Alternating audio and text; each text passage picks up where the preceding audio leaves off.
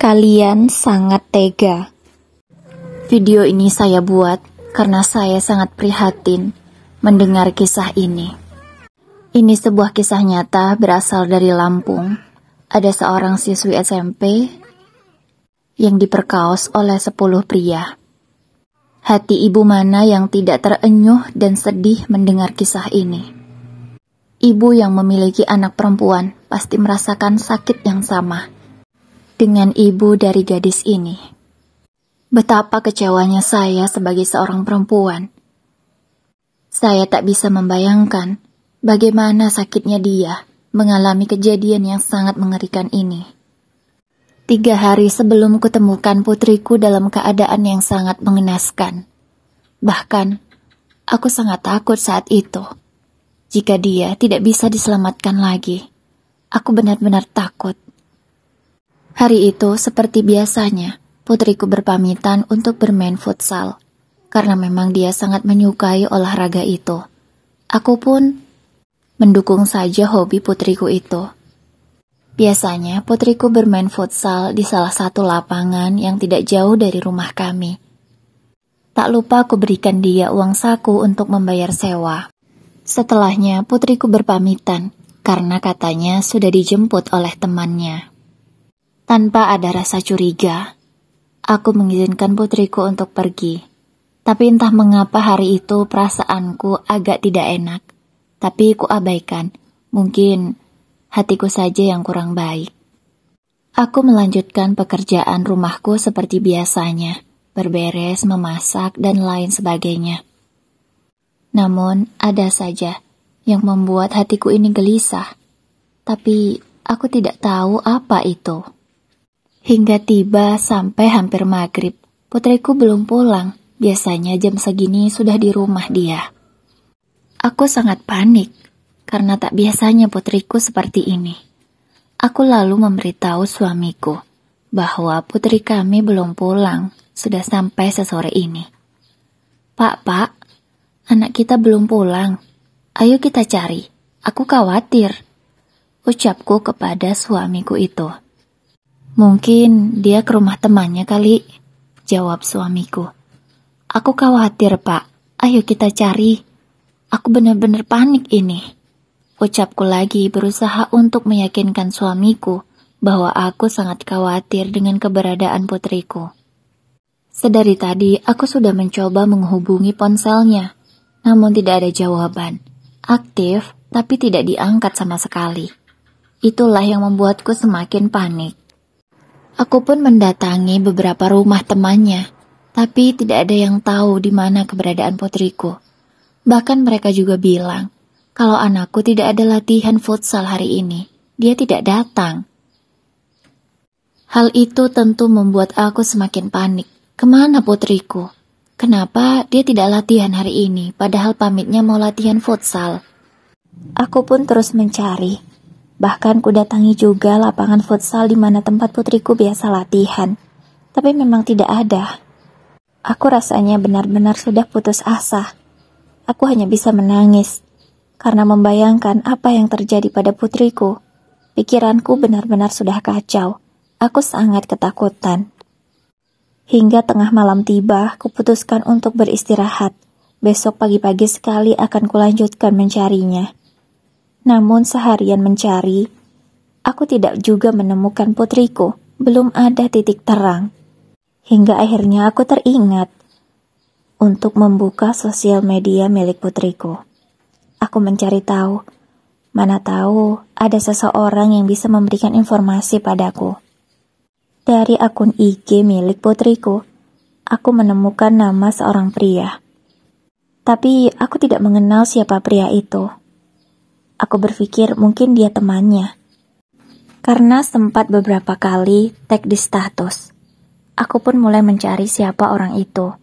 Akhirnya aku dapati informasi bahwa dia tinggal di dusun yang berbeda dari dusun kami. Jaraknya lumayan jauh dari rumahku. Itu sudah masuk di hari ketiga. Iya, putriku sudah 3 hari ini tidak pulang. Aku benar-benar sangat khawatir. Semakin khawatir. Hatiku benar-benar kacau dan hancur. Sesampainya di dusun yang dimaksud, aku segera mencari rumah kepala dusunnya. Aku ingin bertanya apakah mengenal seseorang ini. Setelah bertanya ke beberapa pemuda yang sedang nongkrong, akhirnya aku mendapatkan informasi bahwa laki-laki yang bernama Steven di Instagram ternyata nama aslinya Setiawan, bukan nama sebenarnya. Aku juga bertanya kepada mereka di mana rumah kepala dusun di sana.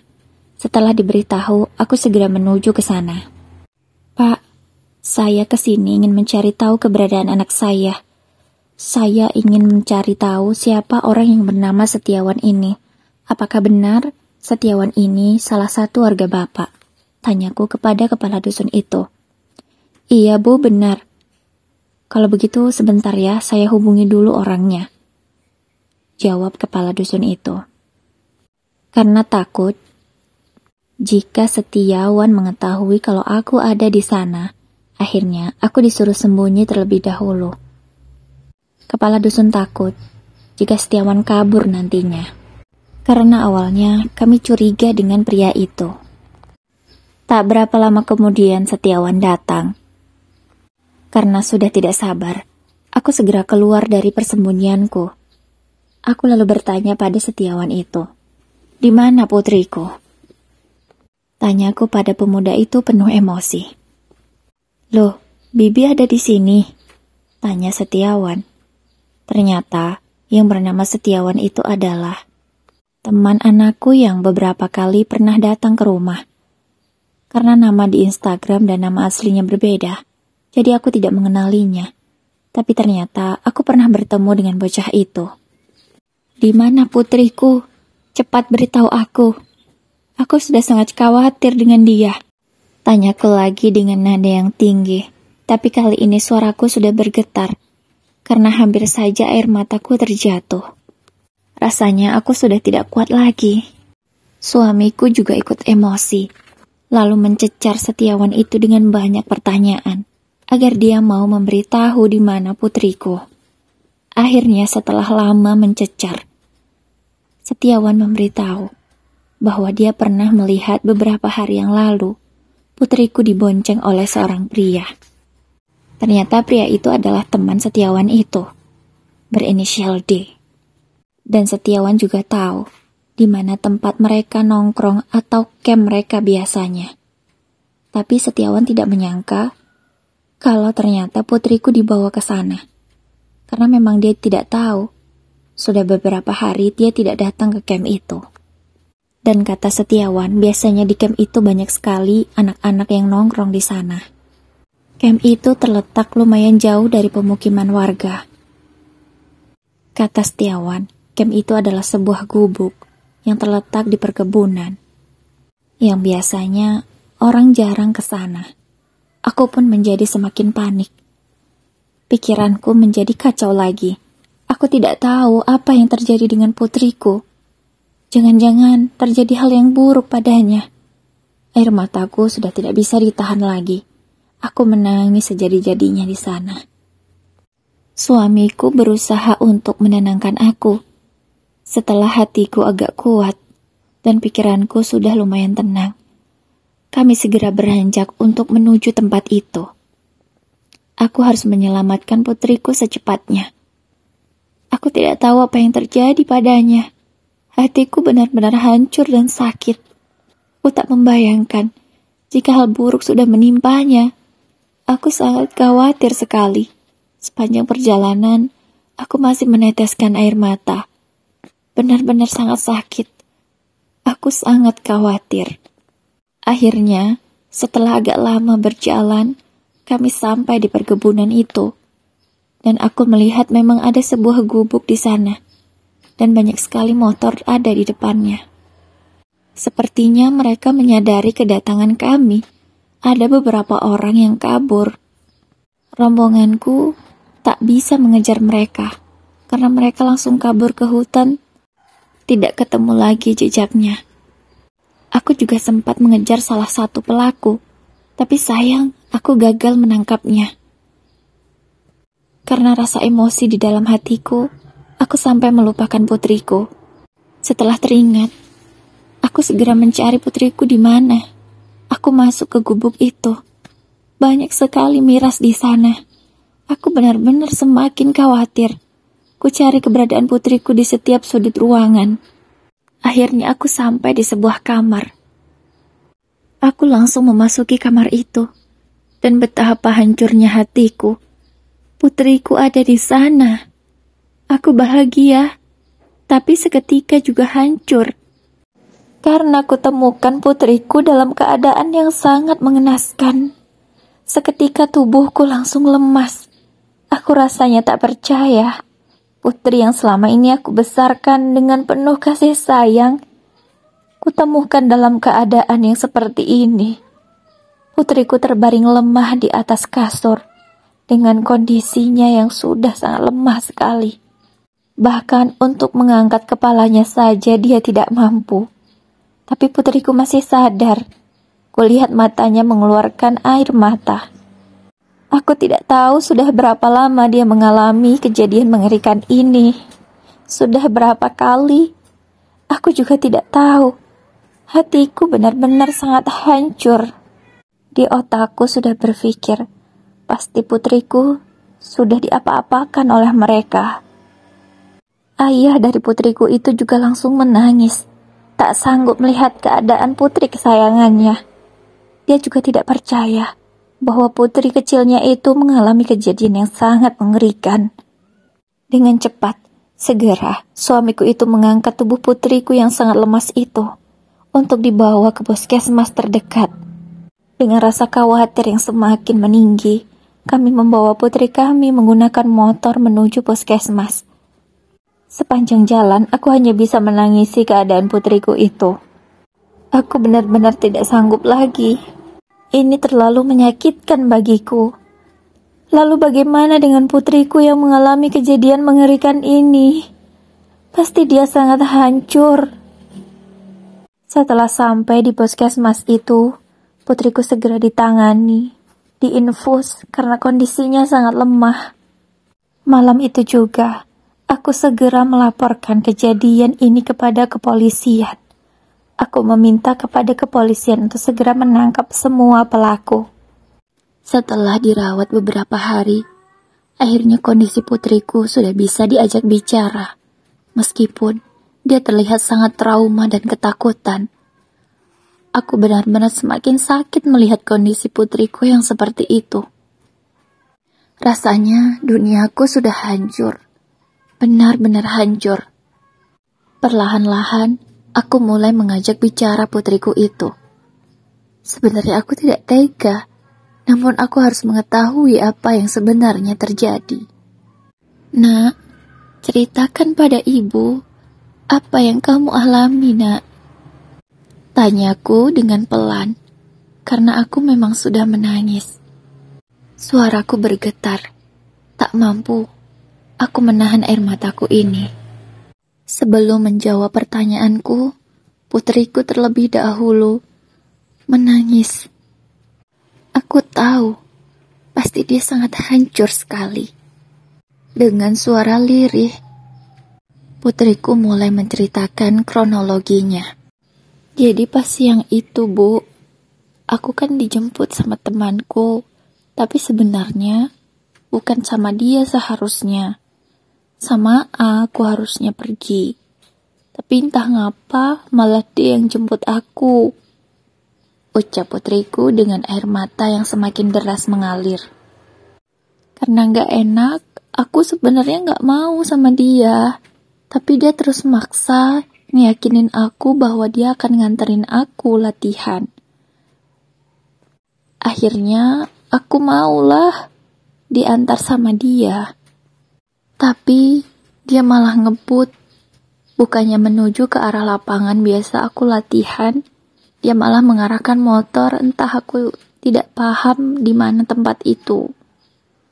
Terus dia malah mengajak aku ke kebun, sepi tempatnya.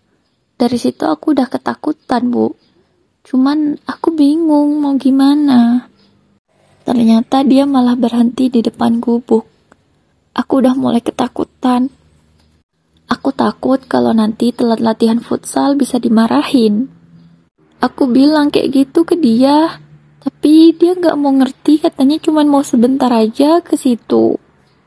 Terus dia ngajak aku masuk juga, tapi aku nggak mau. Tapi dia bilang lagi, kamu berani di sini sendirian perempuan? Di sini sepi, katanya gitu. Tapi aku tetap kekeh mau di luar aja, nggak mau ikut masuk. Akhirnya dia masuk ke gubuk itu. Terus tidak lama kemudian, malah A yang keluar. Temen yang lumayan aku kenal ini. Dia pun keluar untuk membujuk aku ikut masuk ke dalam gubuk itu. Tapi aku tetap kekeh menolaknya. Jika harus masuk ke dalam gubuk itu sementara aku perempuan sendiri. Tapi dia malah bilang gini, gak enak kalau di luar nanti dikira orang ngapain. Terus ku jawab, justru kalau masuk itu udah enak, nanti dikira orang apa-ngapain. Terus dia masuk lagi ke dalam gubuk. Entah ngomong apa sama kawan-kawannya, aku gak tahu. Terus dia keluar lagi, ngajak aku masuk lagi, tapi aku tetap gak mau. Terus dia masuk lagi ke dalam gubuk itu. Kemudian keluar dengan beberapa orang temannya yang aku gak kenal. Terus aku diseret paksa masuk ke dalam gubuk itu. Terus aku dibawanya ke kamar. Kemudian cerita putriku terputus karena dia menangis lagi dengan sangat kerasnya. Aku pun juga ikut menangis. Hatiku semakin teriris-iris mendengar cerita putriku barusan. Aku hanya bisa duduk di samping ranjangnya, menangis di sampingnya sampai sesenggukan. Benar-benar sakit sekali hatiku. Kemudian putriku dengan masih menangis melanjutkan ceritanya. Setelah itu mereka maksa aku minum. Aku udah melawan tapi tenagaku kalah sama mereka. Mereka banyak banget, aku nggak tahu berapa orang. Setelah berhasil aku dikasih minum miras itu, mereka mulai menggilir aku gantian. Aku gak kuat, Bu. Saat itu aku nangis. Sakit banget. Cerita putriku dengan air mata yang semakin banyak mengalir. Bahkan dia sampai tak sanggup untuk berkata-kata lagi. Aku yang mendengarkannya sejak tadi benar-benar marah. Mereka memang bukan manusia, tapi binatang. Tak punya perasaan. Benar-benar sangat kejam. Emosi di dalam diriku ini semakin membuncah. Ingin rasanya aku melenyapkan mereka saja. Aku tak ikhlas. Mereka sudah menodai putriku. Terus siapa nak yang pertama? Tanyaku. Karena aku ingin tahu siapa laki-laki biadab yang pertama memperlakukan putriku secara kejam itu. Temanku sendiri, Bu. Yang namanya A yang aku kenal itu. Jawab putriku lagi dengan air mata yang masih terus mengalir. Bahkan bantal yang dia pakai sampai basah dengan air matanya.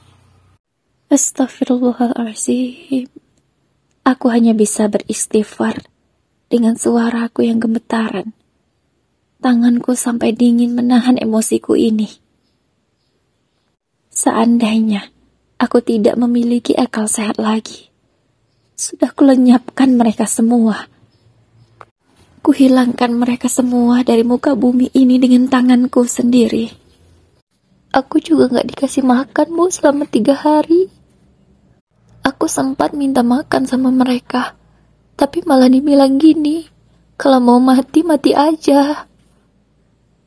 Aku gak tahu siapa yang ngomong, aku gak kenal. Selama 3 hari itu, Bu, aku digilir terus sama mereka. Sakit, Bu. Sambung putriku lagi. Astagfirullahaladzim. Memang benar-benar biadab mereka semua. Tidak punya perasaan. Aku sebagai ibunya benar-benar tidak terima. Sakit sekali hatiku. Aku lalu menyuruh putriku untuk beristirahat menenangkan hatinya. Aku tak tega melihat kondisi putriku yang masih sangat lemah ini. Harus menceritakan bagaimana pengalaman mengerikan yang dia alami. Tak berapa lama kemudian aku mendapatkan kabar dari kepolisian bahwa 6 pelaku sudah berhasil ditangkap. Salah satu di antaranya berinisial A. Iya, A adalah seorang teman yang dikenal oleh putriku. Sedangkan 5 pelaku lainnya, putriku tidak mengenalnya sama sekali. Sedangkan orang yang berinisial D masih kabur, belum berhasil ditangkap. Keempat pelaku lainnya menjadi DPO sekarang. Dari keterangan A, barulah kami tahu bahwa ada 10 orang yang sudah memperkaos putriku secara bergiliran. Bahkan, hal yang lebih membuatku emosi lagi adalah di antara pelaku itu, ada yang masih berusia 14, 15, dan 17 tahun. Mereka adalah remaja yang masih di bawah umur. Kenapa bisa dengan kejam melakukan hal keji seperti ini kepada putriku? Beruntungnya aku dibantu oleh pengacara terkenal. Aku sangat bersyukur dengan kebaikan hati mereka. Aku berharap putriku bisa mendapatkan keadilan. Para pelaku dihukum dengan seberat-beratnya. Dan untuk pelaku di bawah umur, aku berharap ada keadilan dan mereka tidak dilindungi oleh Undang-Undang Perlindungan Anak. Karena apa yang mereka lakukan bukanlah kelakuan anak-anak lagi, melainkan kelakuan yang sama kejamnya dengan iblis dan setan. Aku benar-benar tidak bisa menerima apa yang putriku alami ini. Demikian Bunda, cerita yang sangat menguras air mata saya. Saya hanya bisa berharap kepada pemerintah untuk merevisi Undang-Undang Perlindungan Anak. Harus dipilah dan dipilih mana anak yang melakukan kesalahan ringan dengan anak yang melakukan kesalahan berat seperti ini. Kelakuan mereka bukanlah seperti manusia lagi, sudah seperti iblis. Bahkan mungkin iblis tidak sekejam itu, bahkan lebih dari kelakuan iblis.